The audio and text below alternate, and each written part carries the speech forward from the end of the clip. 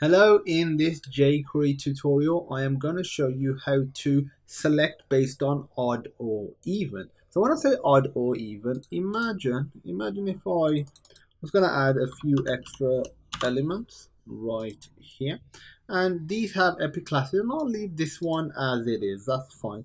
So we got 5 right here, so 1, 2, 3, 4, and 5. And what I'm actually going to say, I'm actually going to do is replace the text with 1, 2, 3, 4, and 5. And you know what? I'm actually going to put some more text in there because I think we should have a bit more. I'm just going to say element like so. Okay, save that. And if now I just reload, click it, print it out, click it, print it out, click it, print it out, etc. But imagine if we just want it based on, odd or even. So if I just put odd, colon, odd, and run it,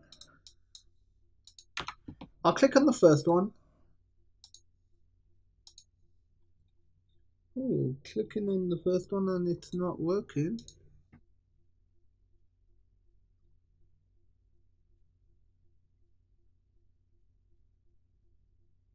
Oh, sorry, it starts at 0. So the odd, so that would be 0, 1, 2, 3, and 4.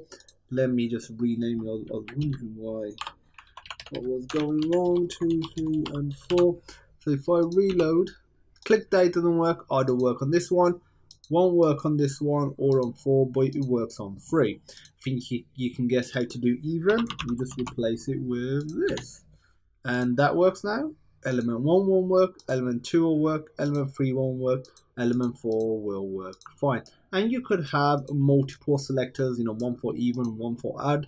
You might be thinking, where would I use this odd and even? On click? Probably not. It's not that you can't, it's just that you probably won't. But let me just quickly add a table. We'll leave the rest of the code here. That's not really disturbing us at all. And I'm gonna add a quick table, and now you'll see in a moment the benefit of this. So let's add a table row, and now let's add a table, some information in there. So this is gonna be the table header, and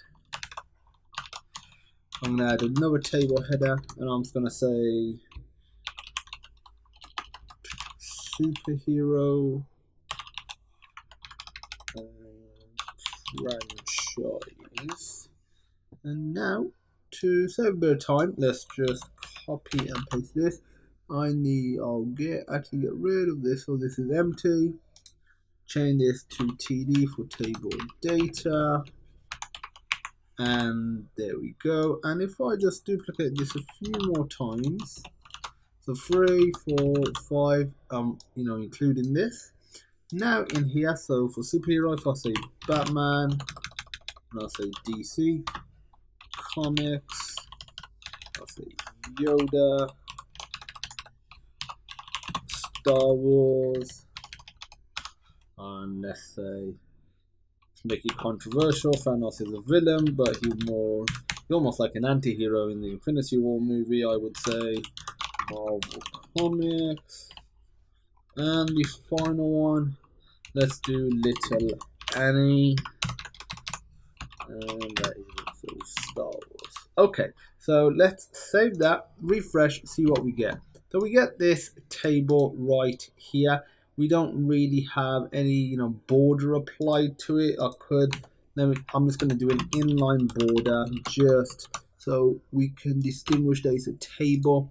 I'm gonna just put a break rule here. Again, these are all just aesthetic changes just to separate things out. Okay, so we've got this table. I'm sure you've seen on websites where they have, alternate rows colored. You could manually add a class, but if all you want to do is apply some sort of bit of basic CSS, if you do this, so we are going to do, and again, you could select it based on class or anything. I'm just gonna, select it based on TR. So I'm gonna say dollar $TR, then colon, odd.css. I'm going to cover, how to, modify the CSS and all the different nuances of that in a separate video. So you don't really need to know too much about that at this stage, just that we are going to modify it using the odd even. And on the property I'm going to modify is background dash color, and we are going to change it to, let's say, red. So if I save that and I run it, see what we get. As you can see, it has alternated the colors. And if I change that to even, it will change this row, and this row. Well, it'll be alternating. There you go. That is an easy way of doing alternate colors. So that is one of the huge benefits of using the even odd selectors. What I want you to do as an extra task is duplicate this line. So you have one for even, one for odd. And for even, I want you to put one color, and odd, I want you to put another color. Then you could go a step further, and once you've learned a bit more about the CSS modifier in jQuery, change the text color as well and not just the background. So that's it for this video. Thank you for watching, and I look forward to seeing you in the next one.